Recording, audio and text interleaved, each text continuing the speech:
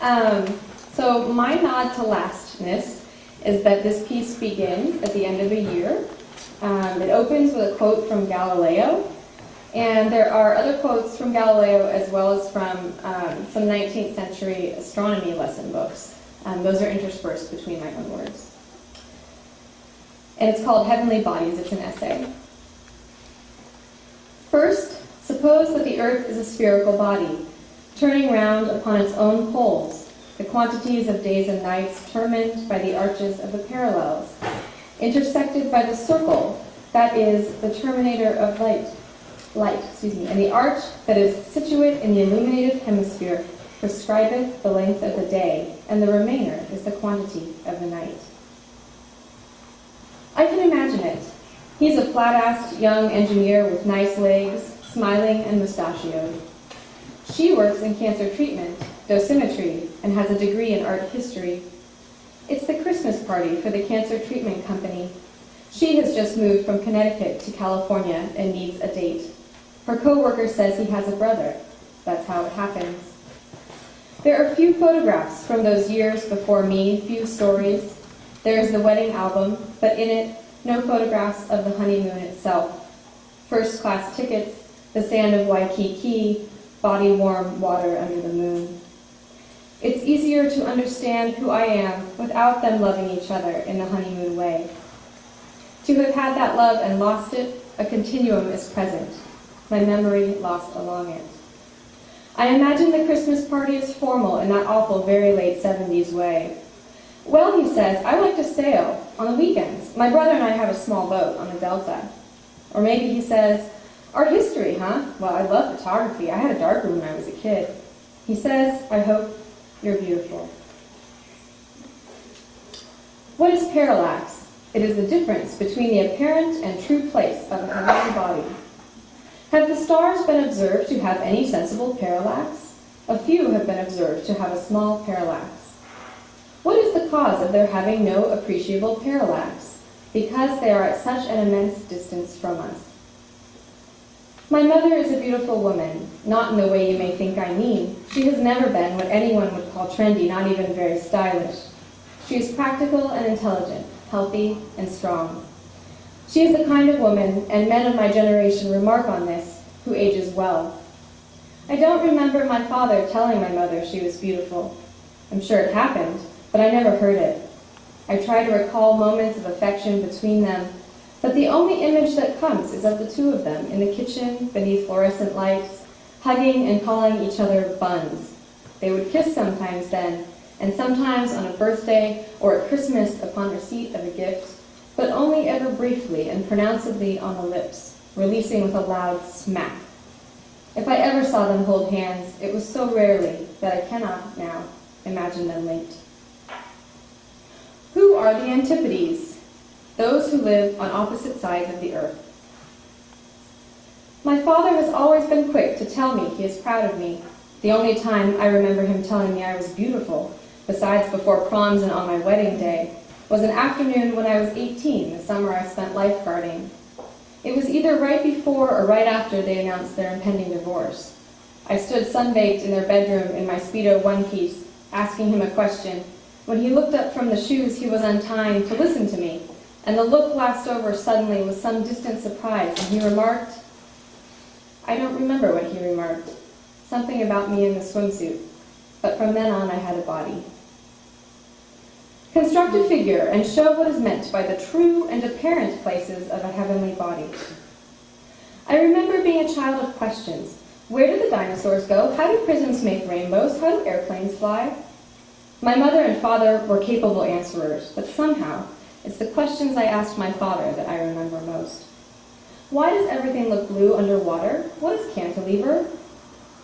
My father believes in God, but it was my mother who taught me about such things. My mother isn't sure she believes in God. What I'm trying to say is that any discussion of my relationship to my body must include a discussion of faith as well.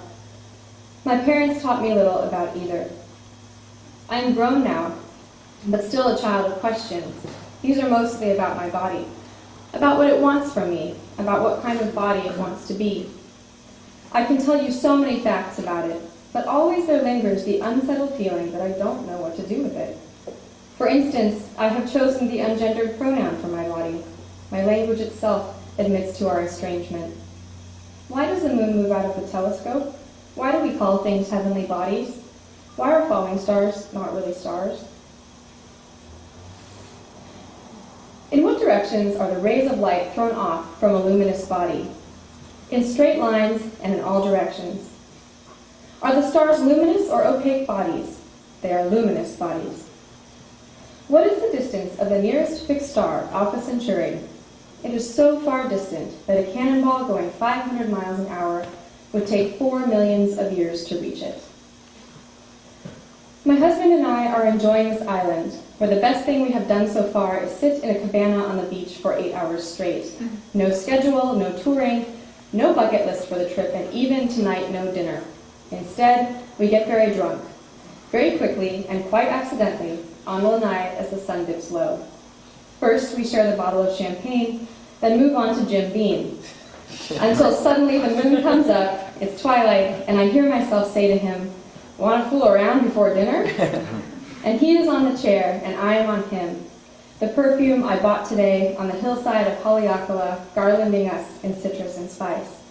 I am dimly aware of my reflection in the black curve of the hotel TV screen, in which he must see us as we rise and fall and rise in fluid half-light. Small breaths escape my mouth and make a sound like a candle sputtering, and then we are on the bed. I am spread in every direction, luminous and distant as a star. It's midnight, and we aren't hungry anymore. It has sometimes happened that in seeing such a light at that distance, I know not how to resolve whether it came towards me or retreated from me, when as it did in reality approach nearer to me. But what need I speak of this? In objects far remote and luminous, a small approach or recession is imperceptible. Sometimes I can't get into lovemaking. I listen to the radio on my commute, and there they are, women in Egypt, for instance, taking martial arts classes because they assume they will be attacked on the street. I slump in my seat when I think about it. Women in the world being abused for being alive, right now as I write, and later as you read this. Women weeping beneath ill-named lovers. When my husband was too young, he somehow knew it. At that time, he had no God to please, no particular ethic to obey. He was 15.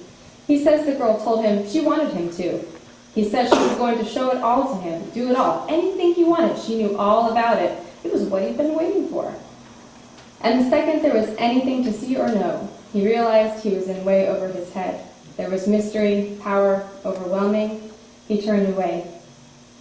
Images of these women in Egypt, of girls at my high school or university or workplace, intermingle with memories of my own moments of visceral and emotional losing of self. I think about what we call losing her virginity, about tolerating an unwanted arm around the waist or neck because we've been told by someone to be polite. I think these things as memories flicker in and out.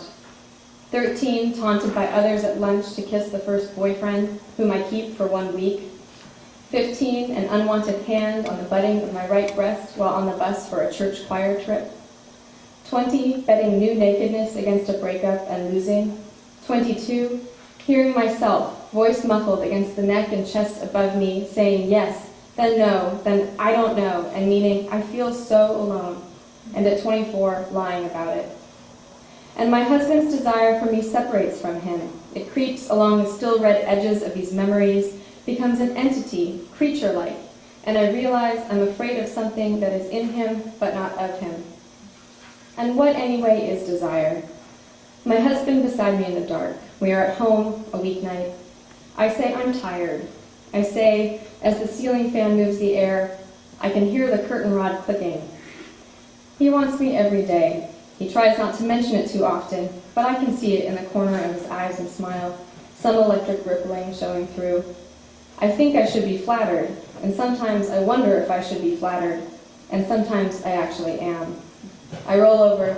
I say, "Can I cuddle with you?" I lay my head on his shoulder, his chest. We hold hands. My neck rests at a funny angle. My head hurts.